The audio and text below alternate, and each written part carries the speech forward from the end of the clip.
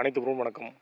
நான் இப்போ எந்த பதிவு பத்தி பேச போறேன் அப்படின்னா, சமீபத்தில உங்களுக்கே தெரியும். சென்னையில வந்து துப்புரவு தொழிலாளர்கள் தன்னோட வாழ்வுரிமைக்காக போராடிட்டு இருக்காங்க.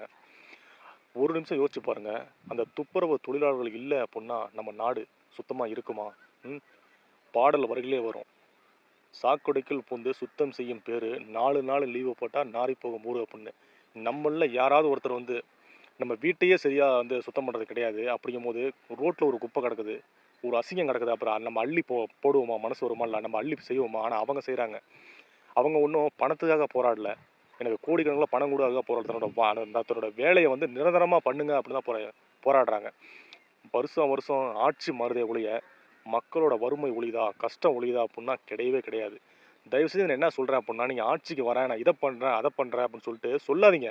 நான் எதையுமே செய்ய மாட்டேன். பணம் மட்டும் தான் குடுப்பேன். எனக்கு ஓட்டு போடுங்க, ஜெயிக்க வைங்க.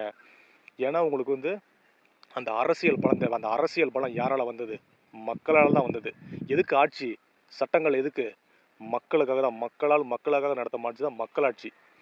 இத பார்த்தா மக்களாட்சி மாரி தெரியல. வருஷம் வருஷம் தேர்தலுக்கு தேர்தலு மாற்றம் வரும், வரும், வரும்னு எதிர்பார்த்துட்டு இந்த ஏழை மக்கள் மாரி ரோட்ல வந்து எந்த ஒரு பணக்காரனும் போராடல.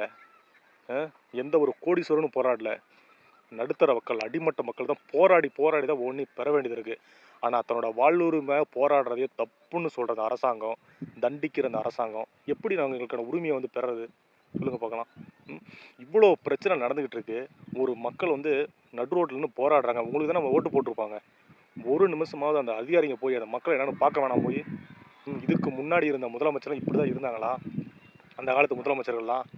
முதலமைச்சர்னு ஒருத்தர் இருந்தாரு, காமராஜர். மக்களுக்கு ஒரு பிரச்சனை அப்படின்னா இறங்கி போய் பார்ப்பாரு, பேசுவாரு. அவரு முதலமைச்சர் சொல்லலாம்.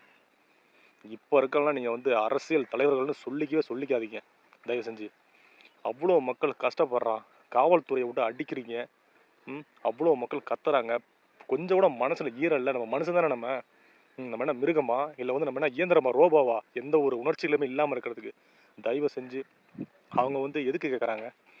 தன்னோட எங்கடா வந்து நமக்கு வந்து ஒரு கவர்மெண்ட் வேலை கிடைச்சிருச்சுன்னா, நம்ம நம்ம எப்படியாவது நம்ம பிள்ளைங்கள ஒரு கரமுறை சேர்த்து, நம்ம ஒரு நல்ல நிலைமைக்கு வந்துருவோம்னு ஒரு நம்பிக்கையில தான் அவங்க வந்து இது பண்றாங்க. அதுக்காவது ஒரு வழிய காட்டுங்க. நீங்க எவ்வளவோ ஊழல் பண்றீங்க, எவ்வளவோ கொள்ளடிக்கிறீங்க. அதெல்லாம் அவங்க கேட்கல. தன்னோட வேலையோட நிரந்தரமான வேலைய தான் அவங்க கேட்கறாங்க. தயவு செஞ்சு அடுத்த முறை ஓட்டு போடும்போது, நல்ல ஆட்சியாளர் தேர்ந்தெடுத்து ஓட்டு போடுங்க. நீங்க ஓட்ட வித்ததுனால தான் அந்த நிலைமை நம்மளுக்கு. புரியுதுங்களா? தம்மடி தமிழர் ரவிச்சந்திரன்.